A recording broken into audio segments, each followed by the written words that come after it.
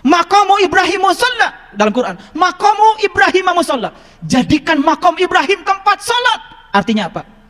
Salatlah di level Ibrahim. Salatlah di tingkatan Ibrahim. Di tingkatan kesadaran Ibrahim. Di tingkatan spiritual Ibrahim. Di situ salat khusyuk adanya.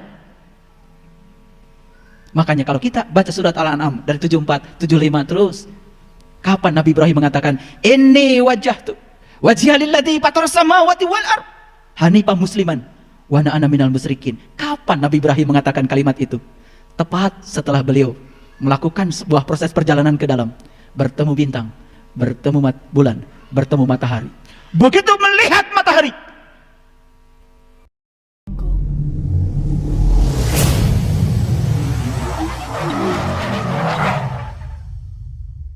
kita meniti ke dalam diri. Makanya dalam Quran surat Al-Kahfi ayat yang ke-17 Allah berfirman, "Mayahdillahu falamud wa mayahdillahu fahuwal muhtadi wa mayudlil falan tajidalahu waliya mursidan." Mayahdillahu fahuwal muhtadi, barang siapa yang dikehendaki Allah mendapatkan petunjuk, pasti akan mendapatkan seorang penunjuk jalan. Tapi barang siapa yang tidak dikehendaki Allah untuk mendapatkan petunjuk, sampai mati tidak akan bertemu dengan seorang waliyan mursidan. Wali itu teman, mursid itu guru. Teman yang bisa dijadikan guru, yang bisa membimbing kita meniti ke dalam diri, menemukan jawaban atas pertanyaan, siapa diri saya, dari mana saya asal, dan kemana saya akan pulang. Dan pertanyaan itu pertanyaan abadi yang harus kita cari jawabannya sekarang, bukan nanti. Salat itu di dunia, salat itu mengingat Allah. Bagaimana kita bisa mengingat Dia kalau kita belum tahu dan kenal kepada Dia? Itu sebabnya kata liko dalam Quran, liko. Susah cari terjemahnya dalam bahasa Indonesia, kecuali satu dalam bahasa Arab. Liko artinya jumpa. Suka atau tidak suka, kata liko harus diterjemahkan jumpa. Proses perjumpaan dimensinya seperti apa? Saya tidak bisa menjelaskan, karena itu harus dialami langsung oleh yang bersangkutan. Karena spiritualitas tidak bisa diwakilkan. Ada seorang murid bertanya pada guru, "Guru, tolong jelaskan padaku bagaimana engkau berjumpa dengan Tuhan." Apa kata guru yang bijaksana? "Silakan berdiri, nak. Kamu pergi ke toilet. Tolong wakili, saya mau kencing." Apa jawaban murid itu? "Guru, bagaimana mungkin saya bisa mewakili guru kencing? Karena kencing itu urusan sendiri-sendiri. Kencing saja urusan sendiri-sendiri dan tidak bisa diwakilkan. Hal yang sangat sepele. Bagaimana mungkin pertemuan dengan Tuhan bisa diwakilkan dan dijelaskan? Kamu hanya akan bisa merasakan sendiri saat kamu punya keinginan untuk menjumpainya." Makanya di Quran surat Al-Ankabut, ayat yang ke-5, Allah berfirman, "Man kana yarju liqa Allah fa inna ajalallahu la'at." Barang siapa yang berharap jumpa dengan Allah, pasti saatnya akan tiba. Al-Ankabut ayat 5. Boleh nanti dibuka. Man kana yarju liqa Allah fa inna ajalallahu la'at. Barang siapa yang berharap jumpa dengan Allah, pasti saatnya akan tiba. Syaratnya cuma satu, berharap.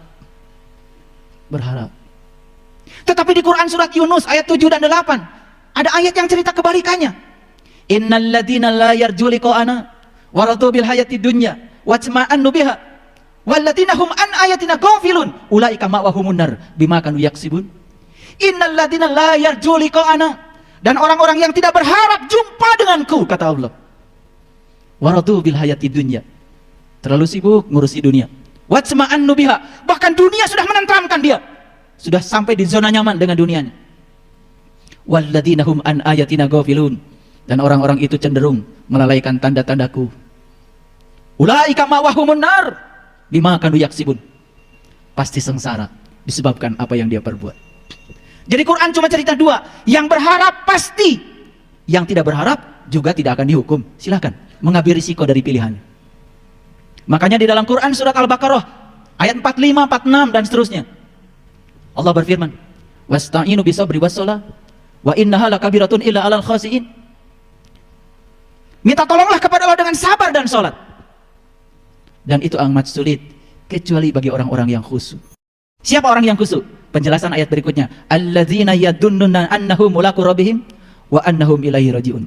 Orang yang khusyuk adalah orang yang yakin bahwa dia akan jumpa dengan Tuhannya. Jadi khusyuk itu harus diawali dengan proses perjumpaan. Perjumpaan mengantarkan pada proses pengenalan. Bagaimana mungkin kita bisa mengingat sesuatu yang kita tidak tahu? Kita hanya bisa mengingat sesuatu yang kita tahu. Makanya kita lihat cerita Nabi Musa mencari Tuhan. Itu diceritakan di banyak surat. Dan yang paling dominan itu di Quran surat Toha. Jadi kalau kita cerita dari surat Toha dari ayat 1, 2, 3 terus sampai pada puncaknya surat Toha ayat yang ke-14. Di situ Allah berfirman, "Innani anallah la ilaha illa anna fa'budni wa aqimis sholata li zikri." Sesungguhnya aku adalah Allah, tiada Tuhan selain aku. Sembahlah aku dan dirikanlah solat untuk mengingatku. Sembahlah aku, dirikanlah solat untuk mengingatku. Jadi kita baru dikatakan telah menyembah aku kalau selama solat yang kita ingat adalah Dia. Apa yang kita ingat ketika solat? Apa yang kita ingat ketika solat? Apa yang kita ingat ketika solat? Bahkan yang tidak ingat ketika tidak sedang solat, mendadak ingat ketika solat. Nyari penitik ketika enggak sholat sulit. Tapi begitu Allahu Akbar, pikiran mulai jalan. Oh, penitik tadi dipinjam tetangga, sudah dikembalikan sama anak yang paling besar, dipinjam sama anak yang paling kecil, sudah disampaikan pada ibu, ibu kemudian taruh di lehermu kena. Begitu salam, assalamualaikum, assalamualaikum, penitik ketemu. Perjalanan pikiran mencari penitik ketika sholat luar biasa. Padahal ketika tidak sholat luar biasa susahnya. Yang tidak kita ingat ketika tidak dalam sholat, mendadak ingat ketika sholat. Siapa yang disembah? Bukankah kita sedang menyembah penitik? Fa'budni wa aqimis sholata li zikri. Sembahlah aku, dirikanlah sholat untuk mengingatku, kata Allah. Makanya coba lihat, itu surat Toha ayat 14. Itu surat Toha ayat 14 itu cerita siapa? Jujur. Menyampaikan kejujuran membuat orang menangis lebih baik daripada menyampaikan dusta membuat orang lain tersenyum. Huriyatul fikri wa huriyatul iradah, kata Nabi. Bebaskan pikiranmu, bebaskan kehendakmu, baru kau bisa jujur. Pikiran yang sudah banyak kepentingan, kehendak yang sudah ditumpangi oleh banyak keinginan, pasti tidak jujur. Menyampaikan kejujuran terkadang membuat orang lain menangis, tapi itu lebih baik daripada menyampaikan dusta membuat orang lain tersenyum. Berat memang bicara jujur itu, pasti akan dihantam oleh orang-orang yang tidak jujur. Jadi kata Allah di dalam Quran surat Toha, kalau kita baca dari ayat 1, ayat 2, ayat 3, ayat 4 terus sampai ayat 14. Di situ cerita siapa? Itu cerita perjalanan Nabi Musa. Nabi Musa mencari Tuhan. Maka di situ ada kata-kata, sudah sampaikah cerita Musa padamu? Cerita yang mana? Ketika Musa melihat api di lereng gunung. Lalu Musa berkata, tunggulah kalian di sini. Aku melihat api. Aku akan menghampiri api itu. Semoga aku dapat petunjuk dari api itu. Saat Musa mendekati api, kemudian api itu berkata, hai Musa, sesungguhnya aku adalah Tuhan. Jangan takut Musa. Masuklah kamu ke Al-Muqaddas itu. Lepas kedua terompahmu. Itu Quran. Ketika Musa melepaskan kedua terompahnya, melampaui segala dualitas dunia ini, masuk di Al-Muqaddas itu, masuk di Sidrah Al-Muntaha, di puncak kesadaran yang tertinggi.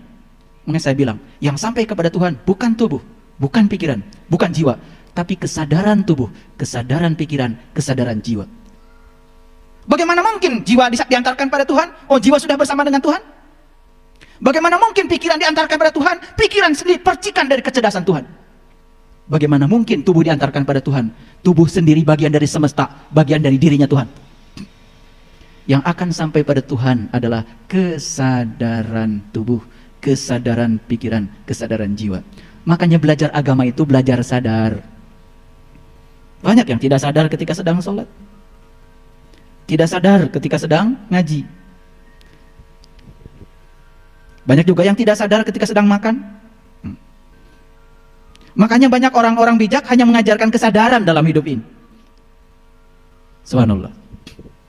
Makanya Nabi Muhammad bertemu dengan Tuhan bukan di sebuah tempat, karena Tuhan tidak terkungkung oleh konsep ruang dan waktu. Indah sidratil muntaha, di puncak kesadaran yang tertinggi. Makanya tugas kita apa? Meningkatkan kesadaran demi kesadaran. Makanya cerita Mi'raj itu secara simbolik, Nabi Muhammad di langit pertama bertemu dengan Nabi Adam, di langit yang kedua bertemu dengan Nabi Yahya, di langit yang ketiga bertemu dengan Nabi Idris, Nabi Yusuf, di langit yang keempat bertemu dengan Nabi Idris, di langit yang kelima bertemu dengan Nabi Harun, di langit yang keenam bertemu dengan Nabi Musa, di langit yang ketujuh bertemu Nabi Ibrahim, masuk Sidrah Al-Muntaha. Begitu kita cerita langit, yang terpikir oleh kita apa? Langit itu ruang kosong yang di sana. No. Langit dalam bahasa spiritual menceritakan lapisan-lapisan kesadaran. Di langit pertama, di kesadaran pertama maksudnya, bertemu Adam. Adam itu apa? Adam itu materi. Makanya manusia belajar semua dari materi. Materi masuk energi, Yahya energi. Masuk energi ketiga, Yusuf. Yusuf itu indah. Masuk langit yang keempat, Idris cerdas. Masuk langit kelima, Harun cinta. Masuk langit keenam, Musa mutakalliman, berdialog dengan Tuhan. Masuk langit ketujuh, kesadaran Ibrahim, baru Sidrah Al-Muntaha. Makanya di Quran dikatakan, salatlah di makom Ibrahim. Salatlah di makom Ibrahim. Turun lagi pengetahuan kita. Begitu ada kata salatlah di makom Ibrahim, malah salat di pelataran Ka'bah. Ya diinjak-injak orang. Salah pembimbing itu. Maqamu Ibrahim musalla dalam Quran. Maqamu Ibrahim musalla. Jadikan makom Ibrahim tempat salat. Artinya apa? Salatlah di level Ibrahim. Salatlah di tingkatan Ibrahim. Di tingkatan kesadaran Ibrahim. Di tingkatan spiritual Ibrahim. Di situ salat khusyuk adanya. Makanya kalau kita baca surat Al-An'am dari 74, 75 terus, kapan Nabi Ibrahim mengatakan, "Inni wajjahtu wajhiya lilladzi fatara samawati wal ardh hanifan musliman wa ana minal musyrikin." Kapan Nabi Ibrahim mengatakan kalimat itu? Tepat setelah beliau melakukan sebuah proses perjalanan ke dalam, bertemu bintang, bertemu bulan, bertemu matahari.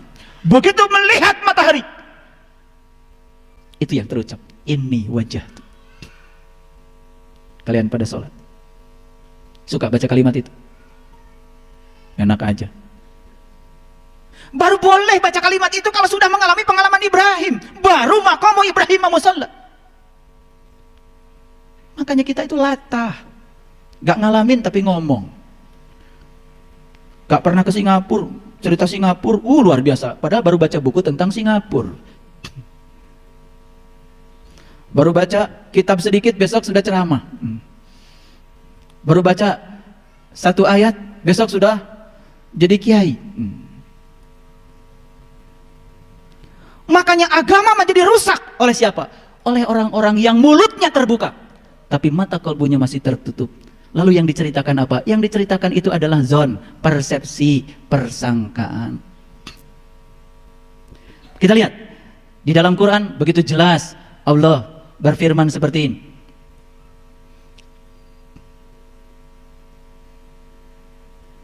Di dalam Quran surat Al-An'am ayat 116.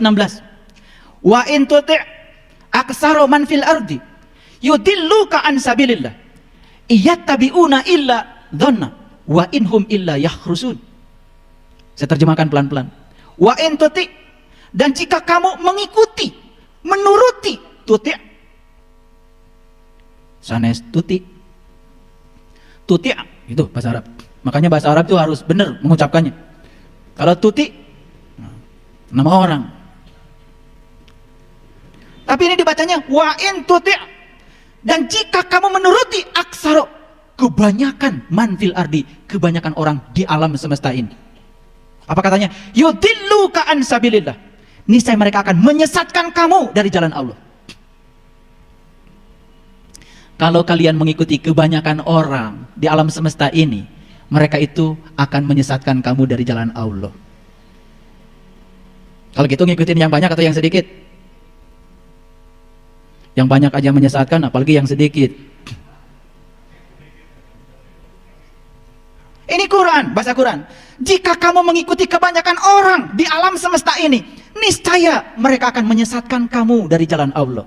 Lalu ayat berikutnya, iyattabi'una illa dzan. Karena mereka tiada lain hanya mengikuti dzan, persangkaan. Wa inhum illa yakhrusun, dan mereka tidak lain hanya berdusta. Ngomong Allah nggak tahu Allah, ngomong surga nggak tahu surga, ngomong neraka nggak tahu neraka, ngomong akhirat nggak tahu akhirat, semua dikira-kira. Itu namanya ilmu kirata, dikira-kira yang tidak nyata. Itu bahasa Qur'annya dzan. Mohon maaf ya, kan dari dulu kita belajar sesuatu gimana kata kebanyakan orang, betul nggak? Kalau ditanya apa sih iman itu, jawabannya iman kan percaya. Coba kumpulkan 100 orang di riset, ditanya iman itu apa, pasti jawabnya sama, iman itu percaya. Padahal kata Nabi, al-iman tasdikun bil qalbi wa ikrarun bil lisan wal amalun bil arkan. Iman itu pembenaran oleh kolbu, baru diikrarkan dengan lisan, baru nyata menjadi tindakan. Iman dimulai dengan kolbu. Sekarang tanya lagi, apa itu kolbu? Kata Allah dalam hadis qudsi, langit dan bumi tidak akan cukup menampung zatku, tapi kolbunya orang yang beriman, itulah sebenar-benarnya rumahku. Jadi kalau iman yang sebenarnya mulai dari kolbu. Makanya karena kolbu itu baitullah, berarti kita tugas pertama ingin jadi orang yang beriman, meniti ke dalam kolbu. Baitullah itu bahasa Arab, artinya rumah Allah. Setiap rumah ada pintunya, setiap pintu ada kuncinya. Makanya ditugaskan para rasul, ditugaskan para nabi untuk menebarkan kunci, untuk membuka pintu kolbu. Kolbunya ada pada diri setiap orang. Kalau kita sudah tahu kuncinya, maka kita bisa membuka segala loker yang di dalamnya berisi rahasia tentang hidup kita. Dan ketika kita menemukan jawaban atas semua rahasia tentang hidup, tidak ada lagi musibah dalam hidup. Hidup menjadi serangkaian berkah yang luar biasa. Makanya yang datang dalam hidup selalu dua, yang satu berkah, yang satu musibah. Ada orang dapat berkah bahagia, biasa. Ada orang dapat musibah sedih, itu juga biasa. Tapi ada orang yang dapat musibah, dia ubah menjadi berkah, itu yang luar biasa. Pilih mana? Pilih berkah, pilih musibah? Kan yang luar biasa tadi, yang dapat berkah, bahagia, itu biasa. Yang dapat musibah, sedih, itu biasa. Sama biasanya. Yang luar biasa siapa? Yang luar biasa tuh yang dapat musibah diubah menjadi berkah. Pilih mana? Mau jadi orang biasa atau luar biasa? Bingung ya? Bingung nggak? Supaya nggak bingung, jawabannya gini. Yang berkah tingkatkan dengan pemahaman menjadi tambah berkah. Yang musibah ubah menjadi berkah dengan kecerdasan dan pengetahuan. Disitulah perlunya ngaji diri. Ngaji diri itu mahal. Kalau ngaji Quran, ngaji biasa gampang. Tapi ngaji diri ke dalam diri, menemukan hakikat kehidupan, itu yang mahal. Karena pelakunya kita sendiri. Mau jadi orang luar biasa? Yang berkah ubah menjadi tambah berkah. Yang musibah ubah menjadi berkah. Kapan itu terjadi? Seandainya kita sudah bisa menempatkan jiwa dalam diri kita seperti Tuhan menempatkan dirinya di semesta. Kenapa? Tuhan menempatkan dirinya di semesta, melihat setiap peristiwa dengan segala sudut pandang, karena Dia Maha Tahu. Karena Dia Maha Tahu, melihat segala sesuatu dari segala sudut pandang, apa yang terjadi? Begitu segala sesuatu dilihat dari segala sisi, maka Tuhan yang Maha berbicara mengubah diri menjadi Tuhan yang Maha diam. Tuhan yang Maha berbicara dengan pengetahuannya yang luar biasa mengubah diri menjadi Tuhan yang Maha diam. Dalam diam beliau memahami semuanya. Biarkan semua hamba-hambaku berproses dalam ruang dan waktunya masing-masing. Tidak ada hambaku yang salah, tidak ada hambaku yang benar. Semua sedang berproses dalam ruang dan waktunya. Dan pada saatnya hamba-hambaku pasti pulang kepadaku. Tanpa justifikasi, tanpa penilaian, Tuhan menerima semua dengan penuh cinta dan kasih. Sudah begitu kita. Orang lain ngomong salah, langsung reaktif. Orang lain benar pun langsung reaktif disalahkan. Kerja kita cuma menilai benar salah, benar salah. Padahal lagi sholat yang dibaca Maliki Yaumiddin. Hanya Engkau yang berhak menghukum, hanya Engkau yang berhak menilai, hanya Engkau yang berhak menghakimi. Tapi kita sering mencuri haknya Tuhan. Merasa yang paling benar, merasa yang paling hebat, lalu menyatakan orang lain salah. Itulah kebiasaan buruk kita. Belum lembut, belum lembut. Baik, lihat lagi ayat ini. Menurut ayat ini apa pesannya? Dan jika kamu menuruti kebanyakan orang-orang yang di muka bumi ini, niscaya mereka akan menyesatkan kamu dari jalan Allah. Mereka tidak lain hanyalah mengikuti persangkaan mereka. Mereka tidak lain hanya berdusta. Banyakkah yang berdusta? Banyakkah yang meyakini sesuatu hanya dengan persepsi dan persangkaan? Tidak mengalami tapi cerita. Tidak mengalami Allah tapi cerita Allah. Banyak? Yang menceritakan Allah banyak, tapi yang berjumpa dan merasakannya sangat sedikit. Saya tunjukkan satu ayat lagi. Itu baru Quran surat Al-An'am. Ya, di ayat yang lain Allah berfirman. Di Quran surat Yunus, ya, ayat yang ke-36. Ada firman Allah yang persis sama seperti itu. Lihat ayat ini. A'udzubillahi minasyaitonirrajim. Bismillahirrahmanirrahim. Wa may yattabi'u aktsaruhum illa dzanna. Dan kebanyakan mereka mengikuti sesuatu kecuali dengan persangkaan saja. Inna dzan, sesungguhnya persangkaan, la yubni minal haqqi syai'a, tidak bisa dijadikan ukuran kebenaran. Persangkaan itu adalah pembenaran. Pembenaran cirinya apa? Pembenaran biasanya menimbulkan perdebatan. Sesuatu yang dialami sendiri itu adalah kebenaran. Makanya gunakan pacul supaya kita tidak gundul. Makanya gundul, pacul. Yang gundul, kolbunya nggak ada rasa, kepalanya, pikirannya nggak ada pengetahuan. Gundul, ujungnya apa? Pasti hidupnya gembelengan. Gembelengan tuh nggak karu-karuan. Makanya gundul, pacul, gembelengan. Nyunggi, wakul, gembelengan. Wakul tuh bakul, tempat menyimpan makanan. Makanan itu apa? Lambang dari amanah. Orang yang seperti itu, yang gundul, iman gak ada, ilmu gak ada, pikiran kosong dengan pengetahuan, kolbu kosong dengan pengalaman rasa, saat dititipi amanah, pasti gembelengan. Wakul ngelimpang, bakulnya pasti akan terbalik. Akibatnya jadi berantakan. Dunianya berantakan, akhiratnya berantakan. Hidupnya berantakan. Berasal dari mana hidup yang berantakan? Pikiran yang berantakan. Kenapa? Pikiran menampung pengetahuan. Pengetahuan yang baik akan menghasilkan persepsi yang baik.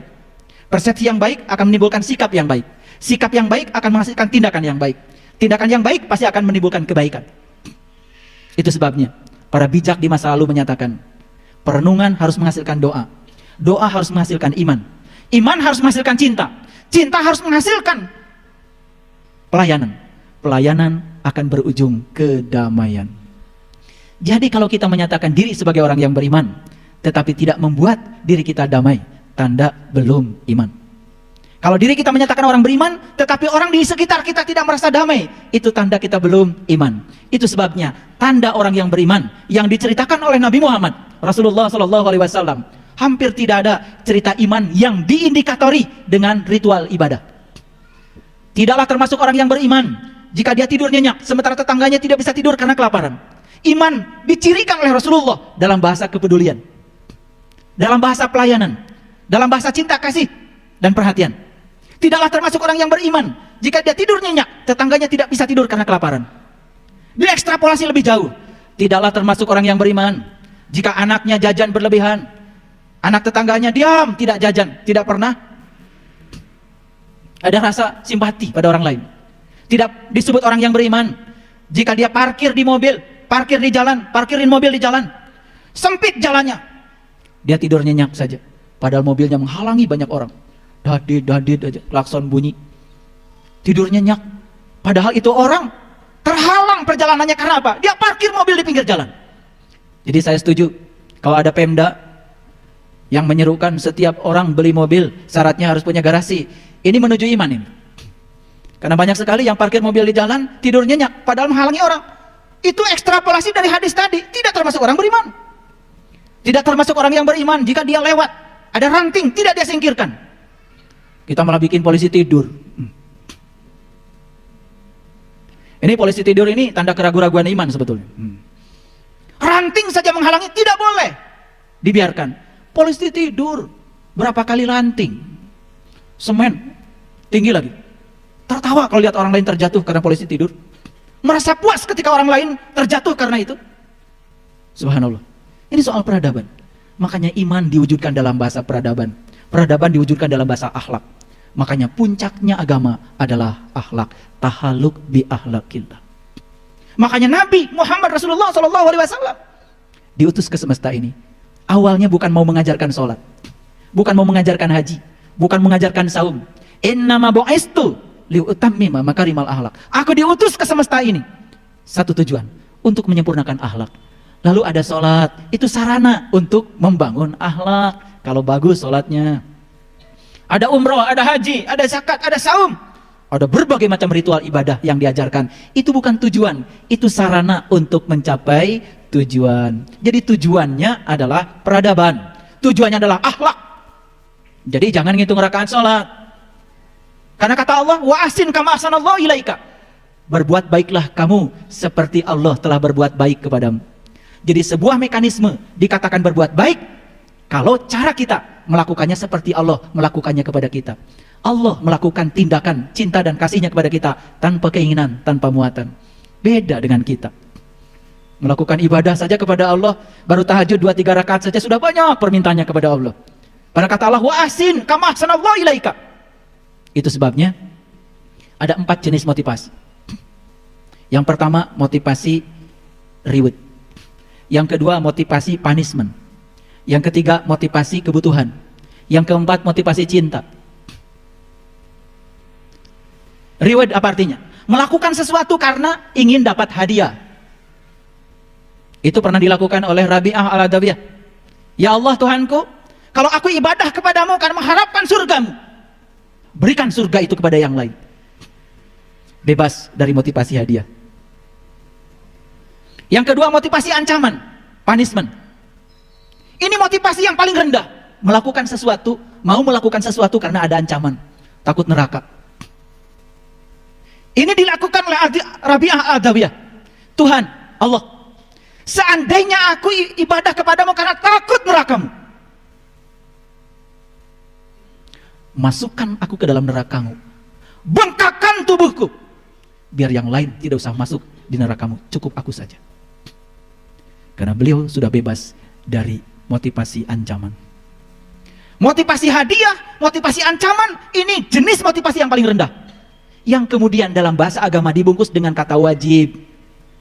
Dilaksanakan dapat pahala, ditinggalkan dapat siksa. Itu wajib. Jadi kalau kalian ibadah karena kewajiban, itu masih motivasi yang paling rendah itu.